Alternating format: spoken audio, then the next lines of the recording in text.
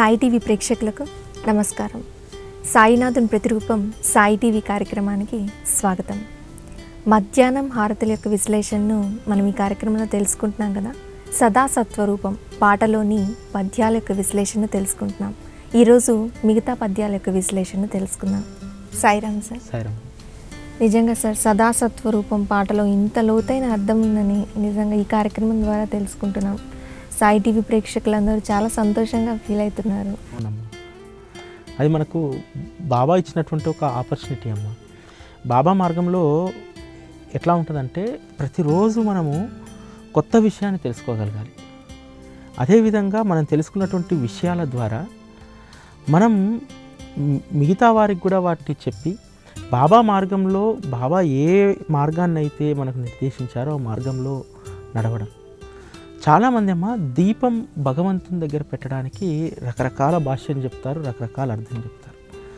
బాబా మార్గంలో మనం ఆ దీపాన్ని ఎలా భావించుకోవాలంటే, మనం దేవుడి ముందు దీపం పెడతాం. దీపం పెట్టినప్పుడు అది ఎంత వెలుగును ప్రసరింపజేస్తుంది. ఆ వెలుగులో నుంచి మనం నేర్చుకోవాల్సింది ఏంటంటే, ఇప్పుడు మనం ఈ భూమి మీదకి వచ్చినటువంటి మన ఆత్మ అనేటువంటి ఒక జ్యోతి ఉంది. ఆ జ్యోతి ద్వారా నిజంగా మనం ఎంతమందికి ఆనందాన్ని పంచగలుగుతున్నాం? ఫస్ట్ ప్రశ్న. ఇంట్లో మన సంతానానికి ఆనందం ఏమాత్రం పంచగలుగుతున్నాం? అక్కడి నుంచి మొదలు పెడితే మనం పనిచేసేటువంటి లౌకిక ప్రపంచంలో ఎంతమందికి మన వల్ల ఆనందం కలుగుతుంది? నెంబర్ 1. నెంబర్ 2, ఆ దీపం నుంచి మనం నేర్చుకోవాల్సింది రెండో విషయం ఏంటంటే, అది చమురు అయిపోయేంత వరకు కూడా, చివరి బొట్టు వరకు కూడా ఆ వెలుగుని ఇస్తూనే ఉంటుంది. మనం దైవం ముందర దాన్ని పెట్టి నమస్కారం చేసుకొని ఆ ఆనందాన్ని పొందేలాగా చేస్తూనే ఉంటుంది. దాంట్లో చమురు ఎట్లనో మన శరీరంలో మన ఆయుష్ కూడా చమురే. మరి ఆ చమురు అయిపోతున్న కొద్దీ మనం ఎలాంటి మంచి పనులు చేయగలుగుతున్నాం, ఏం చేస్తున్నాం? ఈ సంవత్సరం ఈరోజు చేసిన దానికి, రేపు చేసిన దానికి నేను ఎంతమందికి ఆనందాన్ని పంచగలుగుతున్నాను, నేను ఏం నేర్చుకుంటున్నాను, ఏం చేస్తున్నాను అనేది మనం ఆ దీపం ద్వారా తెలుసుకోవాలి. ఇంకా ఎందుకంటే ఆ దీపంలో ఆ చమురు అయిపోతే ఆ దీపం వెలిగివ్వదు. మన ఆయుష్ తగ్గిపోతే, పూర్తయితే మనము ఈ ప్రపంచంలో ఏమి చేయలేము. ఆ దేహం మట్టిలో కలవాల్సిందే. ఎప్పుడూ ఈ విషయాల పట్ల జాగృతంగా ఉంటే మనం పక్క వాళ్ళని ప్రేమించగలుగుతాం. బాబా మార్గంలో చెప్పినట్టు మనము ఆనందంగా ఉంటాం, పక్క వాళ్ళని ఆనందంగా ఉంచగలుగుతాం. అది మనం నేర్చుకోవాల్సింది. అందుకనే ఇటువంటి జ్ఞానజ్యోతిని మనం ఎప్పటికప్పుడు మనలో వెలిగించుకోవడానికి బాబా మార్గంలో ఆయనకు సంబంధించినటువంటి విషయాలను లోతుగా విశ్లేషించుకోవాలి. ఇంతకుముందు ఎపిసోడ్లో చెప్పినట్టమ్మా, మనకు బాబా మార్గంలో, బాబా యొక్క సేవలో భావమే ముఖ్యం. భావన లేని భక్తి అది వ్యర్థం. ఎందుకంటే భావించుకోవాలి, మనకు మనం భావన పొందాలి. పొందినప్పుడే దాంట్లో మనం ఆనందాన్ని పొందగలుగుతాం. అది ఈ సదాస్వరూపంలో కూడా అదే ఉంటుంది. మొత్తం కూడా భావన, ఆ భావనను మనం పెంపొందించుకోవాలి. అది చాలా చక్కగా చెప్పారు సార్. ఇప్పుడు సదాసత్వరూపంలోని మిగతా పద్యాల యొక్క విశ్లేషణ తెలుసుకుందాం. తప్పకుండా. అనేకాశ్రుతా తర్కలీలా విలాసై నమావిష్కృతే సేన భాస్వత్ ప్రభావం అహం భావహీనం ప్రసన్నాత్మభావం నమామీశ్వరం సద్గురుం సాయినాథం. సార్, దీని యొక్క విశ్లేషణ తెలిపండి. బాబా యొక్క నిజతత్వాన్ని ఈ 2 లైన్లలో చెప్పేశారు. వేదాలు అనేక రకాలుగా తర్కించబడ్డటువంటి లీలా విలాస స్వరూపుడోను, అంతే కదా. మసీదులో కూర్చొని ఆయన చేసింది ఏంది? మాయలు చేయలే, మంత్రాలు చేయలే, లీలా విలాసాన్ని చేశాడు మాకు. అదేవిధంగా ఎంత పెద్ద పదం అంటమ్మా ఇక్కడ వాడింది, సూర్యకాంతికి ఆధారమైనటువంటి దాన్ని ప్రజ్వలింప చేసేవాడు. సూర్యకాంతికి ఏం కావాలమ్మా? వెలుగు, తేజం. దాన్ని సూర్యకాంతి ప్రజ్వలింపడానికి కావలసినటువంటి దాన్ని నువ్వు ఇచ్చేటువంటి వాడు. అయినా ఇంత చేస్తున్నావు, ఇంత మహత్తు నీ దగ్గర ఉంది, కానీ కించిత్తైనా కూడా నీకు అహంభావం లేదే, ఎప్పుడూ కూడా ఆత్మస్థితిలో నువ్వు కూర్చొని ఉంటావు. అయ్యా సదాశివ, సాయినాథ నీకు వందనం. ఎందుకంటే దీంట్లో బాబా చేసేటువంటి బాబా యొక్క తత్వాన్ని ఈ ఒక్క శ్లోకంలో చెప్పేశాడు. నిజంగా బాబా లీలలు కానీ బాబా యొక్క శక్తి కానీ ఎంత విస్తారమైందంటే అమ్మా, ఎందుకంటే ఎక్కడో అడవిలో తన భక్తుడు చందోర్కరు దాహం కోసం అలమటిస్తుంటే ఒక కోయదొర రూపంలో ఓడం ఏంటి, నీరు దొరకని ప్రదేశంలో నీరు ఇవ్వడం ఏంటి, ఏంది లీల, ఎలా సాధ్యం? చేస్తాడు, అయిపోతుంది. నాన్న వస్తాడు, వచ్చి బాబా దగ్గర కూర్చుంటే, ఒక్క నాన్ననే కాదు ఎవరైనా సరే అనేక రకాల మేలు పొందిన వాళ్ళు వచ్చి కూర్చుంటే ఏ రోజు బాబా అహంకారంతో నేను నీకు ఇది చేశాను అనేది. ఇప్పటికీ కూడా మన కొన్ని కోట్ల మందికి కొన్ని లక్షల కోట్ల మేలు చేసి ఉంటాడు. కానీ అదే చిరుమందహాసం, అదే ప్రేమ రూపం, అదే ఆనంద రూపం, ఇదే తప్ప ఏ రోజు కూడా నా భక్తునికి నేను చేశానన్నటువంటి అహంభావం కానీ ఏది ఎప్పుడు ఆ రోజుల్లో బాబా శరీరంతో ఉన్నప్పుడే జరగలేదు. శరీరం వదిలిపెట్టిపోయిన తర్వాత ఇంకా ఆయన చేస్తున్నటువంటి లీలలు, నిజాన్ని చెప్పాలంటే షిరిడీలో ఉండి ఆయన శరీరంతో ఉన్నటువంటి చేసిన లీలలు చాలా తక్కువ ఇప్పుడు చేస్తున్నటువంటి లీలలతో పోల్చుకుంటే. అంతే కదమ్మా. ఎందుకు ఇప్పుడు నా ఇంట్లో నా బిడ్డకు జ్వరం వచ్చిందంటే ఏం జరిగినా ఏం చేస్తున్నా నేను ఈరోజు, ఒకరోజు నేను వెళ్ళేసరికి విపరీతమైనటువంటి వాంతులు, మోషన్స్, నా లీలనే నేను చెప్తున్నా. మా పాపకు ఏమీ లేదు, పొద్దున్నే విభూతి తీసేసి బొట్టు పెట్టి మొహం కడుక్కున్న తర్వాత ఇది తిన్నాను, ఏ హాస్పిటల్కి వెళ్ళాల్సిన అవసరం లేదన్నది. సాయంత్రానికల్లా అస్సలు ఏమీ లేదు. చాలా కంగారు పడిపోయారు. డిహైడ్రేషన్ అయిపోతుంది, హాస్పిటల్కి తీసుకెళ్ళాలి, సెలైన్లు పెట్టాలి, ఇంకోటి పెట్టాలి అని చెప్పి ఏది జరగలేదు. అది అంధవిశ్వాసం అంటారు చూసారా బాబా దగ్గర, గుడ్డి నమ్మకం. ఆ గుడ్డి నమ్మకం ఎక్కడికైనా తీసుకెళ్తుంది నాకు. ఆ గుడ్డి నమ్మకం ఇంకా ప్రాణాలు పోతాయి అన్న దగ్గర కూడా తీసుకొస్తుంది, మళ్ళీ తిరిగి తీసుకొస్తుంది ప్రాణాలు. ఎందుకనంటమ్మా, ఒక పెద్ద ఆవిడ విశ్వాసం నేను చెప్తా ఇక్కడ, దాదాపు 65 సంవత్సరాలు పైబడ్డటువంటి ఒక అమ్మ సంవత్సరం క్రితము 2 సార్లు టెస్ట్ చేస్తే బ్లడ్ క్యాన్సర్ అని చెప్పారు. నేను ఆపరేషన్ చేయించుకోను, సాయిబాబా ఉన్న తర్వాత నేను ఆపరేషన్ చేయించుకోవడం ఏంటి అని చెప్పి సంవత్సరంన్నర మందులు వాడుతూ వదిలేసింది సాయిబాబా సంపూర్ణ విశ్వాసంతో. అయిపోయింది, ఏం కావాలి, కొడుకులు అమెరికా వెళ్ళిపోయారు, మనవరాళ్ళు అందరూ హాయిగా ఉన్నారు, కొడుకు బిడ్డలు అందరూ సుఖంగా ఉన్నారు, ఇంకా నాకేం కావాలి, ఇంకా నేను ఎవరి కోసం ఉండాలి?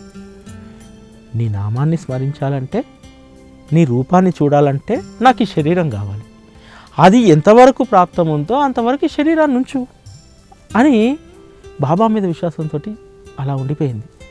సరిగ్గా నెల క్రితం టెస్ట్ చేయించుకుంటే డాక్టర్లు ఏమీ లేదమ్మా, నువ్వు నార్మల్ అయ్యావని చెప్పారు. అంటే ఎంత విశ్వాసం ఉండాలి మనకు. నిజంగా చాలామందికి బాబా చేస్తారులే అన్నటువంటి ఒక నోటి మాట, లిప్ సింపతియే తప్ప, కానీ అది హోల్ హార్టెడ్గా ఉండట్లేదు.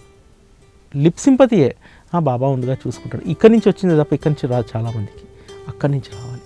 వచ్చినప్పుడు ఖచ్చితంగా మనం అందులమైనటువంటి మనకు అంధ విశ్వాసంతో ఉన్నటువంటి మనకు ఎక్కడికైనా తీసుకెళ్తాడు, మనం ఏ అందలానికైనా ఎక్కేయగలుగుతాడు. అది ఆయన యొక్క లీలా స్వరూపం. అది చాలా బాగా చెప్పారు సార్. అంధవిశ్వాసం అంటే ఎలా ఉండాలి అనేది మాకు చక్కగా వివరించారు. నిజంగా అంధవిశ్వాసం అనేది చాలా బ్లెండర్ పదం. అది చాలామంది ఏమంటారంటే, అరే గుడ్డి నమ్మకంతో నువ్వు బతకొద్దురా అంటారు.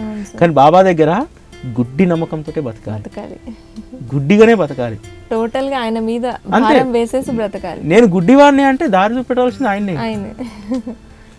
అది చాలా చక్కగా చెప్పారు సార్. ఇప్పుడు మిగతా శ్లోకాల యొక్క విశ్లేషణ తెలుసుకున్నాం సార్. సతాం విశ్రమారామమేవాభిరామం సదా సజ్జనై సంస్తుతం సన్నమబ్ధిం జనామోదదం భక్తభద్రప్రదంతం నమామీశ్వరం సద్గురుం సాయినాథం. సార్ దీని యొక్క విశ్లేషణ గురించి ఇక్కడ ఒక కీలకమైనటువంటి విషయం ఉంది. భక్తుల యొక్క భద్రతను నువ్వు చూస్తామంటాడు దీంట్లో. మనం మొదటి నుంచి విశ్లేషించుకుంటూ వస్తే దీన్ని సాధు పుంగువులకు విశ్రాంతి ధామమైనటువంటి నీవు సజ్జనుల యొక్క స్తుతిని స్తోత్రాలు అందుకుంటూ ప్రజానికానికి ఆనందం, భక్తులకు భద్రతనిచ్చే నీకు సాయి సాష్టాంగ నమస్కారం. అంటే ఎంత భద్రతనిస్తాడంటే అమ్మా, నిజంగా మనము తల్లి ఒడిలో ఉన్నప్పుడు కూడా అంత ఫీల్ కామేమో, సెక్యూర్డ్. కానీ బాబా మార్గంలోకి వెళ్ళిన తర్వాత, బాబా దగ్గరికి వెళ్ళిన తర్వాత ఎంత సెక్యూర్డ్ అంటే ఆయనే మనల్ని అంత భద్రంగా చూసుకుంటారు. ఇక్కడ ఒక చిన్న ఉదాహరణ చెప్తుంది, దీంట్లో చిన్న చమత్కారం ఉంటుంది, బాబా ఏ విధంగా రక్షిస్తాడనేది. షిరిడీలో ఎప్పుడు ముఠా తగాదాలు ఉండేవి. రఘు పాటిల్ అనేటువంటి యువకుడు ఆ ముఠా తగాదాల్లో ఇరుక్కొని అత్యాచారం కేసు కింద అరెస్ట్ చేయబడతాడు. చేయబడ్డ తర్వాత నేరారోపణ అక్కడ సాక్ష్యాలు పక్కపక్షం వైపు బలంగా ఉండడంతో తనకి కారాగార శిక్ష పడుతుంది. కారాగారంలో ఉన్నప్పుడు బాబాను ప్రార్థిస్తాడు రఘు పాటిల్, నన్ను ఈ కేసు నుంచి విడిపి బాబా నీ సేవ చేసుకుంటాను అని చెప్పి.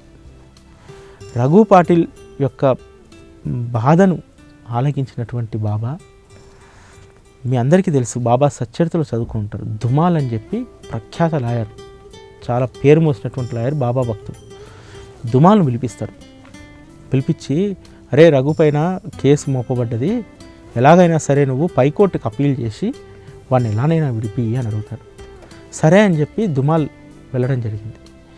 కోర్టుకు వెళ్ళి ఆ జడ్జి గారి దగ్గరికి వెళ్ళి టైం తీసుకొని, సార్ అసలు ఇట్లా ఇది జరిగింది, కాబట్టి నా క్లయింటు నిర్దోషి అని తన యొక్క పిటిషన్ ఇస్తాడు. ఆ పిటిషన్ చదువుతూ జడ్జి గారు అడుగుతారు, బాబా గురించి మీకు ఏం తెలుసు, బాబా మహత్తులు ఏంటి అని అడిగినప్పుడు ఇంకా దుమాలు టకా అని చెప్పేస్తాడు. చెప్పేసిన తర్వాత, సరే మీరు సాయంత్రం రండి, నేను మిగతా వాటిని విచారించిన తర్వాత నేను చేస్తాను. కింది కోర్టు నుంచి కాగితాలు రావాలి, ఫైల్ రావాలి. ఫైలు రాలేదు, ఏమీ రాలేదు. కేవలం దుమాలు వేసినటువంటి ఒక రివ్యూ పిటిషన్ ఆధారంగా చేసుకొని రఘును జైలు నుంచి విడుదల చేస్తారు. అంటే తన భక్తుడు ఆపదలో ఉన్నప్పుడు ఎలా కాపాడుతాడు, వారి భద్రతను ఏ విధంగా చూస్తాడు, ఏ విధంగా సంరక్షిస్తాడు అనడానికి అదొక ఉదాహరణ అనమాట. అంటే భక్తులను ఎప్పుడూ భద్రతాభావంతో ఉండేలాగా, ఎప్పుడు కూడా బాబా భక్తులు అభద్రతాభావంతో మనం ఉన్నామంటే అది మన మానసిక స్థితి. ఒకసారి బాబా మార్గంలోకి వెళ్ళిన తర్వాత ఒక భద్రతాభావంతో మనం ఉంటాం, ఉండాలి కూడా. ఆ విధంగా రఘు బయటకు వస్తాడు. బయటకు వచ్చిన తర్వాత, అంటే నా భక్తుని నేనే రక్షిస్తాను, నేనే వాడిని భద్రంగా చూసుకుంటాను అనడానికి ఇంకొక లీల్ చేస్తాడు. ఇక్కడ దుమాల్ పోయాడు, వచ్చాడు, కోర్టుకు వెళ్ళాడు, రఘు విడుదల ఆర్డర్ తీసుకొచ్చాడు, బయటికి తీసుకొచ్చేసాడు. వచ్చిన తర్వాత షిరిడీలో ఉన్నటువంటి ప్రజలంతా ఏం చేస్తారంటే దుమాల్కు కేసు వాదించినందుకు ఒక 500 రూపాయల ఫీజుని ఇస్తారు బాబా దగ్గర. ఇవ్వగానే దుమాల్ ఏం చేస్తాడు, కోట్ జేబులో పెట్టుకొని వెళ్ళిపోతాడు. వెళ్ళిపోగానే దుమాల్ ఇంకా షిరిడీ నుంచి బయలుదేరాలి, బాబా దగ్గర సెలవు తీసుకోవడానికి వస్తాడు. సెలవు తీసుకోవడానికి వచ్చినప్పుడు ఏంటంటే బాబా దగ్గర పరిపాటి బాబా దక్షిణ అడుగుతాడు. దుమాల్, ఈసారి నువ్వు దక్షిణ ఇవ్వవా నాకు అని అంటాడు. తప్పకుండా బాబా, ఎందుకు ఇవ్వను అని అంటాడు. సరే మరి నేను అడిగినంత ఇవ్వాలి అంటాడు. తప్పకుండా బాబా అంటాడు. 500 రూపాయలు దక్షిణ కావాలి, డబ్బులకు చాలా ఇబ్బందిగా ఉంది దుమాల్ అంటాడు. దుమాల్కి ఏం అర్థం కాదు, ఎందుకంటే నిన్ననే 500 రూపాయలు ఫీజు ఇచ్చారు. సరే ఇంకేం చేస్తాడు, బాబా మాట కాదని ఇచ్చేస్తాడు. అప్పుడు దుమాల్కి ఏం అర్థమైందంటే, నన్ను బాబా అక్కడికి పంపించాడు కానీ బాబా రఘును విడిపించడానికి కావాల్సిన పనంతా బాబానే చేయించుకున్నాడు. ఎందుకంటే కింది కోర్టు నుంచి పేపర్లు రాలేదు, ఆ జడ్జి దగ్గర బాబా ప్రస్తావన తీసుకొచ్చాడు, బాబా గురించి 4 మాటలు చెప్పాను నేను, ఏమీ లేకుండానే రఘును విడిపించేశారు. నిజంగా ఇక్కడ నేను చేసింది ఏంది, ఆ ఫీజు నాకు చెల్లుతుందా? కాదు, బాబాకే చెందాలి ఆ ఫీజు, బాబానే అక్కడ అడ్వకేటు అని చెప్పి అప్పుడు రియలైజ్ అవుతాడు దుమాల్. అంటే అలా ఉంటుంది బాబా లీలా వినోదం కానీ, బాబా భక్తుల రక్షణ కానీ అలా ఉంటుంది అన్నమాట. ఆయన రక్షించుకోదలుచుకుంటే ఏమైనా చేస్తాడమ్మా, ఏదైనా చేస్తాడు. లేకపోతే రఘు పాటిల్ చాలా దారుణమైనటువంటి నిందారోపణలతోటి జైల్లో పెట్టబడినటువంటి వాడు. అటువంటి వాడు బయటికి రావాలంటే మామూలు విషయం కాదు. ఆ విధంగా బాబా అలా చేస్తూ ఉంటాడు అనమాట. కానీ ఆ రక్షణ సంరక్షణ అనేది ఖచ్చితంగా మనం ఆయన దగ్గరికి వెళ్ళిన తర్వాత ఆయనదే ఆ బాధ్యత అంత భద్రంగా చూసుకుంటాడు మనని. అదే నువ్వు భద్రంగా చూసుకుంటావు మమ్మల్ని. ఇక్కడ దీంట్లో కూడా క్లియర్గా చెప్పడం ఏం లేదు, మేము చేసేటువంటి జస్ట్ చిన్న కీర్తనలు స్తోత్రాలతో నువ్వు ఉప్పొంగిపోయి మమ్మల్ని భద్రంగా చూసుకుంటావు. ఓ సాయినాథ నీకు నమస్కారం. చాలా చక్కగా చెప్పారు సార్.